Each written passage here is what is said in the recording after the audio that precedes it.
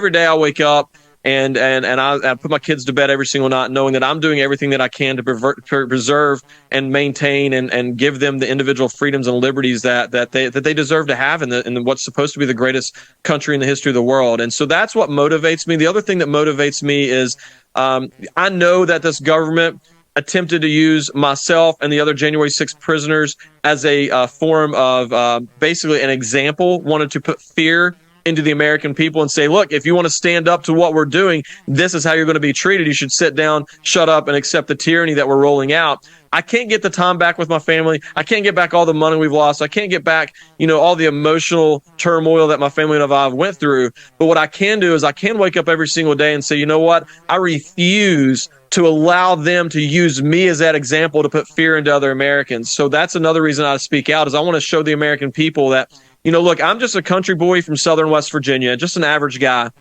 I took one on the chin from one of the most powerful, corrupt governments in the history of the world. I got up, I dusted my britches off, I started smiling again, and I said, you know what, I'm still standing, and I'm still fighting to save America. And if I'm willing and able to do that, then so can you. You are a man of integrity, you're a man of great character, and you're a fighter, and I like that. And I also admire, and please share this with your wife and even your children, I admire them for backing you and for doing the right thing and for understanding what's at stake here. And look, the PTSD, man, I don't think enough people really discuss this. I'm open about it. I think it's important to be transparent.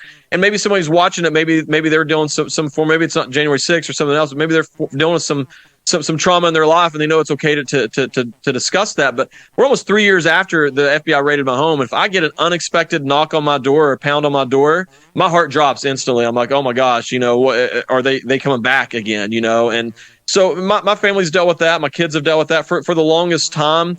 My kids were afraid of police officers because their only interaction with police officers and men in uniform like that was them coming and ripping their dad away as they're screaming and crying and leaving them there because my wife wasn't even home. My neighbors had to come over and sit with my children while they put me in the back of a cruiser cuffed and took me off. And so it's been a process in terms of, re-strengthening to my children that they're the good guys, and then they're like, then my oldest is, well, does that mean you're a bad guy? And I'm like, well, no, that's not what that means. So, there's a work in progress there. There's a lot that goes in, especially when you have a family. And so